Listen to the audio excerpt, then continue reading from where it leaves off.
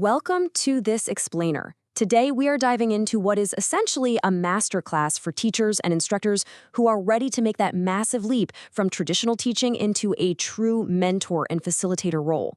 We're going to unpack the teaming framework. Now, teaming isn't just another academic subject you lecture on. It's a critical set of skills rooted in proven approaches like Agile and Lean Six Sigma that literally allow work to be done as a high-performing group.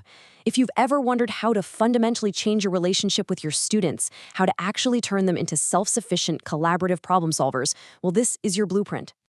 Here is our quick roadmap for today. 1. Forming the ideal team. 2. Essential operational skills.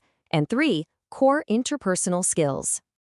All right, let's jump right into Section 1, Forming the Ideal Team, Building the Foundation. Okay, let's start by looking at the actual physical makeup of your groups, because getting the size right from day one is absolutely crucial. Research shows that effective work groups have an ideal size of 5 to 7 members. Why? Well, because groups of this size have broader backgrounds and just enough diverse information to solve really complex problems. They will consistently outperform a single individual. Now, you might be tempted to use pairs or groups of 3 just because, let's face it, it's a lot easier to manage in a classroom setting, right? But dyads and triads should really be reserved only for special circumstances, when you're trying to reinforce specific interpersonal processes. For real team problem solving, always stick to that 5 to 7 sweet spot. So once you have your team, let's see how this builds into the chronological journey that every single group takes.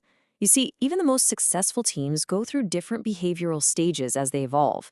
And as a mentor-coach, you need to be able to accurately diagnose exactly where your team is. The 4 distinct stages of teaming are forming, storming, norming, and performing.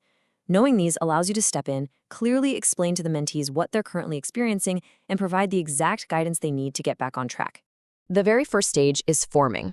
Think of this as tentatively testing the waters with just one toe. In this orientation stage, mentees are really just breaking the ice. They're often dealing with a quiet, internal anxiety about their inclusion in the group. They're looking around, asking themselves with genuine uncertainty, why am I even participating on this team? And what do I specifically have to offer here? Leadership hasn't clearly emerged yet, and everyone is just trying to figure out which behaviors are acceptable without stepping on anyone's toes. But, as you can probably guess, that polite orientation eventually shatters, and that leads us right into the storming stage. Notice the necessary friction and conflict that happens when individual personalities and differences finally start to emerge. You've probably seen this in your own classroom, the sudden chaos of students bickering over who gets to hold the whiteboard marker or who is actually in charge of the final presentation. People are aggressively carving out their roles, and you will literally hear questions like, "Who made her the boss?" or "Why is he questioning me when I'm clearly better at this?" It can definitely look like the team is sinking, but this conflict is completely normal. As a mentor, your job right here is to allow open discussion, letting everyone speak without criticism so they can mutually decide who performs which functions best. Now, if you successfully guide them through that storm, they transition into norming, and eventually, the holy grail, performing. In norming, the conflict is finally resolved, harmony emerges, and they agree on who the leader is and what their specific goals actually are. They're working together just to stay afloat. And once that deep trust is established, they unlock the performing stage.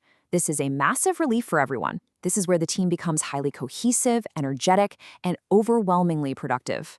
They're valuing each other's opinions and actively solving complex problems with very minimal oversight from you. Moving right along to Section 2, Essential Operational Skills, the tools for success.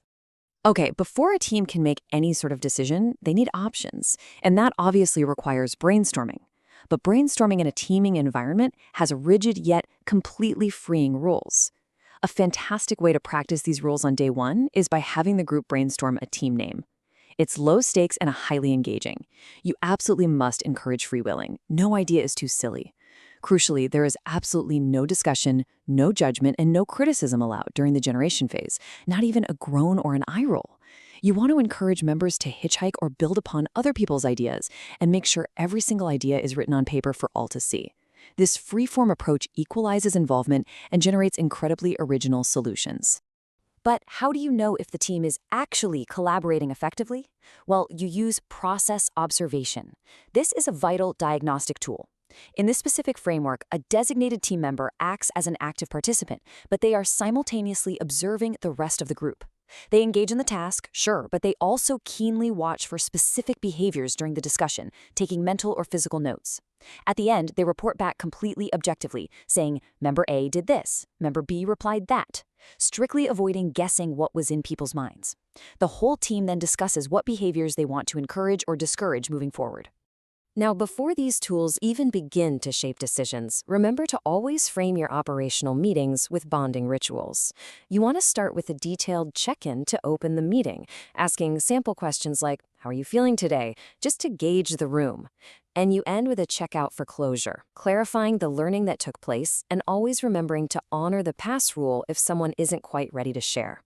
Once the meeting is flowing and ideas are generated, the team actually has to decide. We want them using consensus decision-making. Notice how we are deliberately excluding the traditional position and interest debates here. We are aiming straight for unified agreement.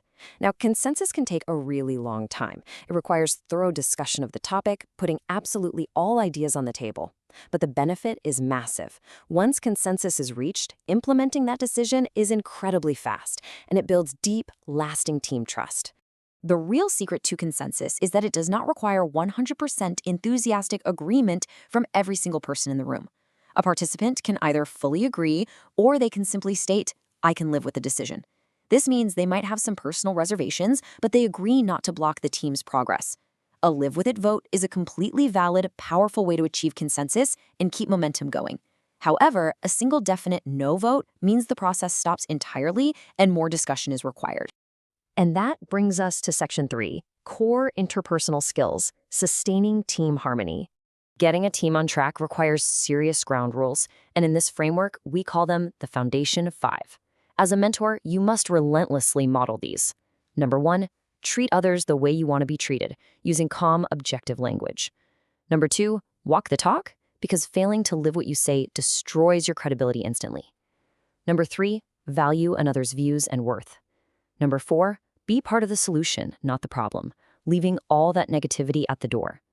And finally, number 5, hang together, not separately, meaning you commit to supporting one another through the challenges. When you actively model these, it creates a true culture shift in your room. But what happens when you actually need to enforce those rules? Or better yet, praise a team for following them perfectly? You introduce the MEUE method into your toolkit. This is your go-to structured framework. What is so fantastic about this method is its duality. It's just as effective for providing simple, immediate recognition when a team is working constructively as it is for calmly diffusing disruptive behavior when a team gets totally derailed. Here's exactly how you execute it chronologically. First, the ME statement.